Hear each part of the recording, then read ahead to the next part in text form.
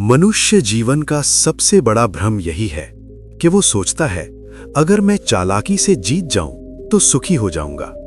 पर श्री कृष्ण कहते हैं सुख जीत से नहीं आता, सुख धर्म से आता है। जो छल से जीतता है वो बाहर से चाहे जितना सफल दिखे, अंदर से उतना ही खोखला होता है। आज का ये ज्ञान दूसरों को समझाने के लिए नहीं, खुद को देखने के लिए है। छल का वास्तविक अर्थ, छल केवल झूठ बोलना नहीं होता। छल होता है किसी के भरोसे का गलत उपयोग करना, किसी की मजबूरी से लाभ उठाना, अपने स्वार्थ के लिए सत्य को दबा देना। श्री कृष्ण गीता में कहते हैं अधर्म से अर्जित फल अंततः विष बन जाता है। जो आज मीठा लगता है वही कल जलाता है। क्यों छल करने वाला कभी शांत नहीं रहता? छल करने वाला व्यक्ति हर समय सतर्क रहता है। उसे डर रहता है कहीं वही उसके साथ ना हो जाए जो उसने दूसरों के साथ किया। वो किसी पर विश्वास नहीं कर पाता क्योंकि वो खुद विश्वास के योग्य नहीं होता।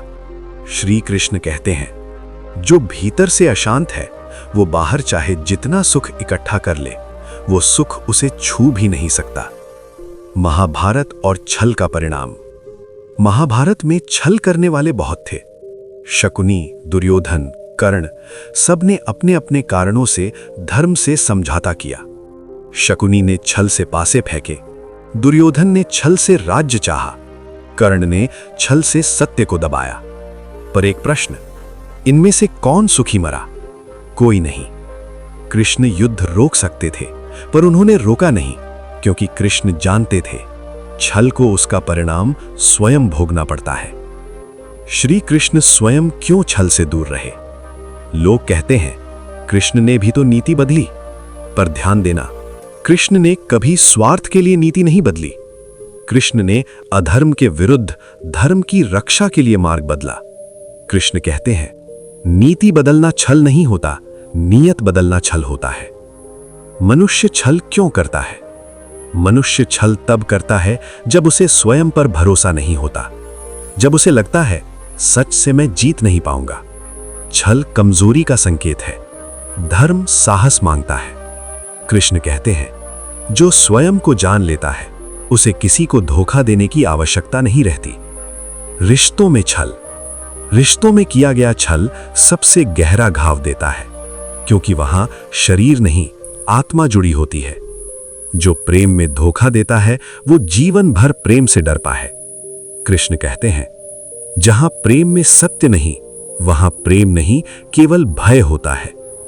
कर्म का नियम, कर्म कभी तुरंत फल नहीं देता पर सही फल देता है।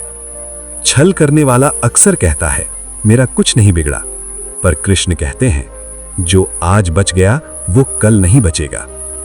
समय सबसे बड़ा न्यायाधीश है। सच्चा मनुष्य कैसे पहचाना जाता है? सच्चा मनुष्य कम बोलता है, कम दिखाता है, कम साबित करता है, क्योंकि सत्य को शोर की आवश्यकता नहीं होती। छल करने वाला हमेशा सफाई देता है। कृष्ण कहते हैं सत्य शांत होता है, असत्य बेचैन। आत्मचिंतन। ये ज्ञान सुनकर दूसरों को मत देखना, खुद से पूछना क्या कभी मैंने अपने लाभ के लिए किसी का विश्वास तोड़ा? अगर हां तो अपराध बोध में मत डूबना। कृष्ण कहते हैं पश्चाताप नहीं, परिवर्तन चाहिए। समाधान। कृष्ण का मार्ग।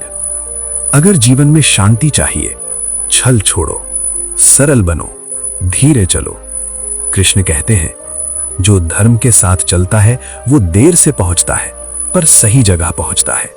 और याद रखना, छल करने वाला जीत सकता है पर सुखी कभी नहीं हो सकता। अगर ये ज्ञान आपके मन को छू गया हो, अगर श्री कृष्ण की ये बात आपको अपने भीतर देखने पर मजबूर कर दे, तो इस वीडियो को लाइक जरूर करें ताकि ये संदेश और लोगों तक पहुंचे। इसे शेयर करें क्योंकि हो सकता है किसी का छल रुक जाए और किसी का जीवन बदल जाए। और कमेंट में बस इतना लिखिए राधे राधे, ताकि हमें पता चले कि ये ज्ञान आपके दिल तक पहुंचा। जय श्री कृष्ण। ओम।